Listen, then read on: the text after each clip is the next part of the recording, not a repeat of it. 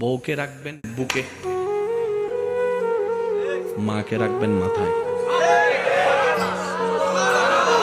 আর একটু জোরে জোরে জোরে জোরে, মা থাকবে মাথায়।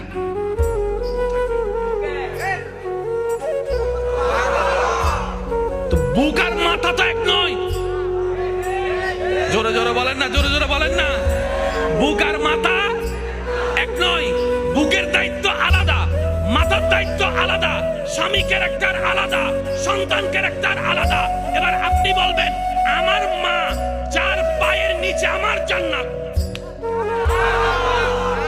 বুঝবেন, আমার মার পায়ের নিচে আমার জান্নাত, কিন্তু বউয়ের পায়ের নিচে তো আমার জান্নাত নয়।